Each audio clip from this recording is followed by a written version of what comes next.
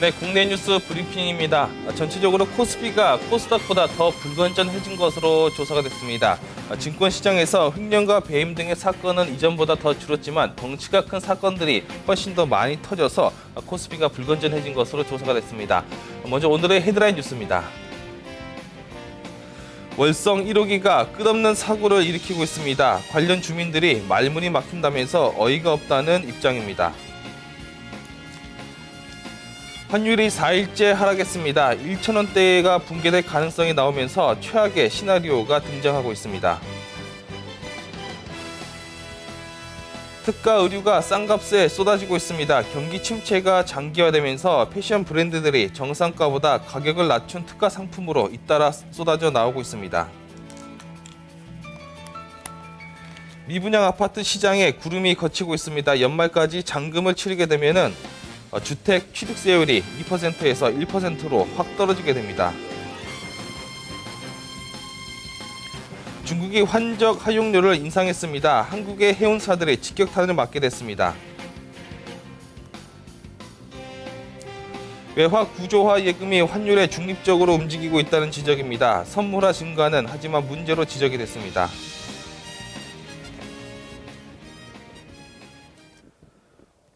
네, 오늘 아침 조간신문은 먼저 경향신문 일면기사부터 한번 보겠습니다. 월성 1호기가 끝없는 사고를 일으키고 있습니다.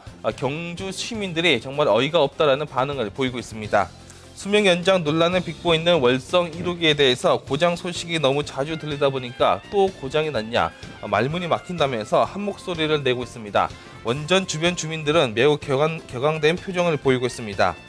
원전과 인접한 경주시 양남면 그리고 양북면, 간포읍 등 속칭 동경주 지역 주민들은 월성 1호기의 폐로 입장을 분명히 했습니다.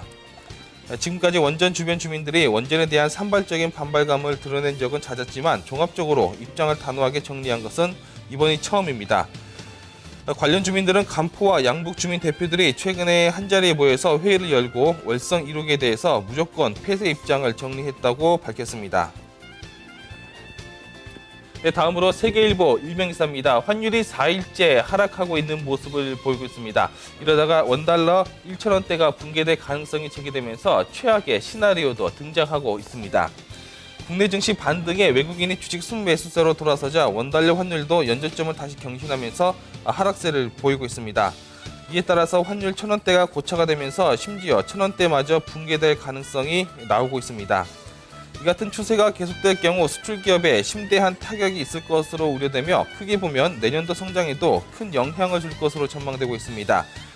어제 서울 외환시장에서 달러당 원화는 전거래일보다 4.3원이 내린 1,091.5원의 거래가 됐습니다. 네, 다음으로 매일경제신문입니다. 비싼 옷이 잘 팔리지 않다 보니까 특가 의류도 싼 값에 많이 쏟아져 나오고 있는 모습입니다. 경기 침체가 장기화되면서 패션 브랜드들이 정상가보다 가격을 낮춘 특가 상품을 본물처럼 많이 쏟아내고 있습니다. 장기 불황에 소비 심리가 극도로 얼어붙으면서 소비자들이 좀처럼 지갑을 열지 않고 있기 때문입니다. 저가 상품을 앞세운 글로벌 브랜드 공세가 거세지면서 국내 패션 업체들은 자파, 의류 등 다양한 품목에서 특가 상품을 기획해서 선보이고 있습니다.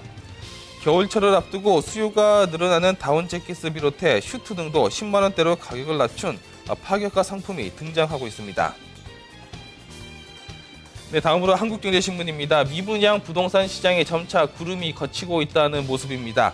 연말까지 잔금을 치르게 된다면 9억 원 이하 주택들에 대해서는 취득세율이 2%에서 1%로 크게 낮춰지게 됩니다.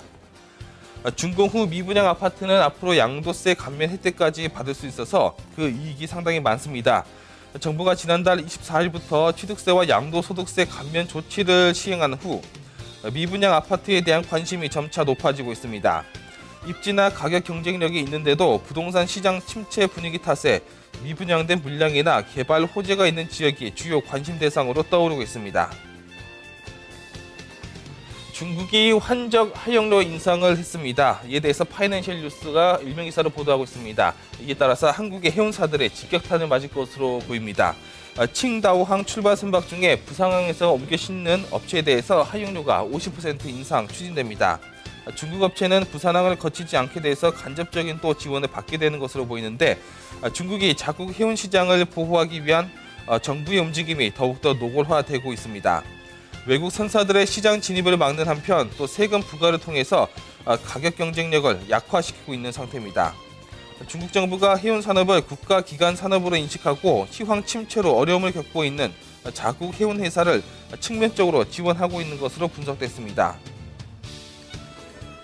네, 마지막으로 조선일보 일면기사입니다.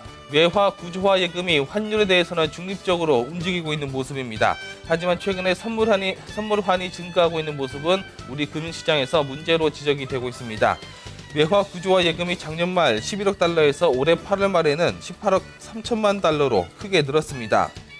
외화 구조화 예금 증가로 은행 선물한 포지션도 마찬가지로 늘고 있는 상태입니다. 이에 대해서 금융당국이 검사에 나섰는데 이번 검사는 선물한 포지션 증가 영향을 파악하기 위한 것으로 분석이 됩니다. 금융감독당국과 한국은행이 은행들의 외환 부분 공동검사를 실시하는 것은 올 들어서 급증한 선물한 거래가 거시 건전성에 미치는 영향을 파악하기 위한 것으로 해석이 됩니다. 네, 지금까지 국내 뉴스 브리핑이었습니다.